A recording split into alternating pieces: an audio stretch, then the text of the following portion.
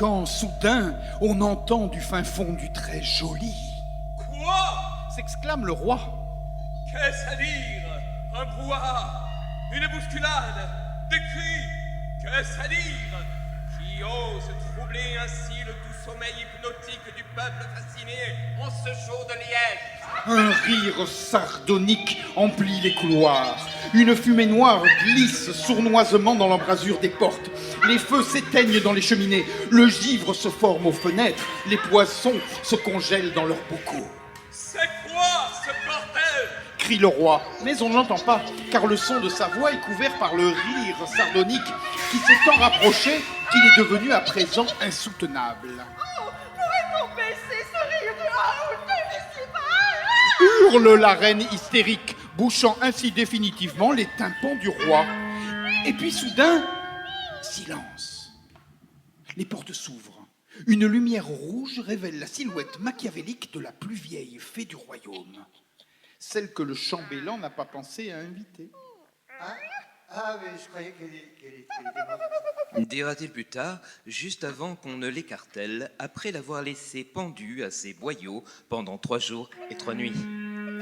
La vieille fée, toute nimbée de fumée noire dans sa lumière rouge, prend la parole dans un silence glacé. Toute la cour est horrifiée, scandalisée, mais la garde royale a été frappée de stupeur et reste figée dans des postures improbables et pour quelques-uns inattendues et quelque peu déplacées dans ce genre de soirée. La vieille fée qui a dû écouter le disque des centaines de fois étant petite et qui connaît le discours par cœur. Écoutez tous, roi, reine, relais, gardes et courtisans. Je suis la plus vieille fée du royaume, celle que tu n'as pas pensé à inviter, roi ignorant. Monsieur, Elle hurle, un cri strident. Le roi est maintenant complètement sourd. Voilà plus de 50 ans que je vis dans une cour au plus profond d'un bois.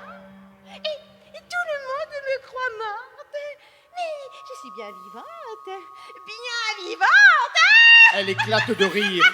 Un rire sardonique.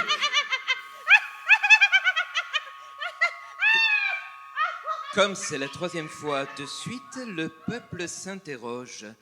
Il n'a jamais entendu le terme sardonique. Est-ce un rire de Sardonie? Et dans ce cas, où se trouve la Sardonie et qu'est-ce qui caractérise à ce point le rire de ses habitants? Pourquoi et comment ce rire sardonique? Qui donc a déclaré qu'il l'était?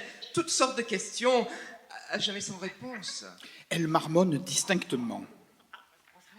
Seules les fées magiciennes peuvent marmonner tout en étant parfaitement compréhensibles.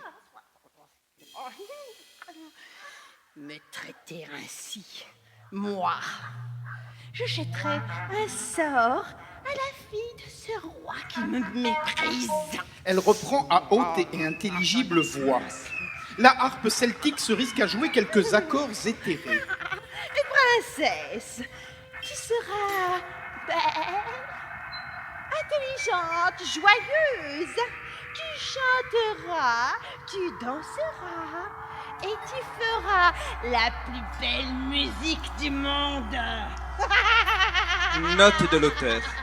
Il est intéressant de souligner le fait que la méchante fée est la seule à proposer à la princesse des dons vraiment intéressants, développant ainsi à la fois son humanité et aussi ses qualités sensibles, créatrices et artistiques.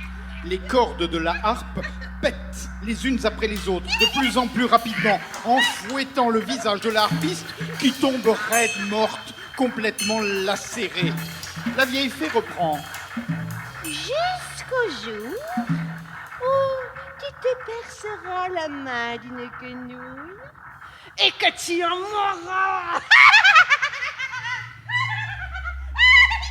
Puis très simplement, elle se transforme en fumée noire, s'absorbe dans sa lumière rouge, réenclenche l'interrupteur central, dégivre les carreaux des fenêtres, ramasse le corps sanguinolent de la harpiste, ratisse la table où se trouve la vaisselle en argent et les couverts d'or fin, remballe ses clics et ses claques et regagne sa tour au fond des bois.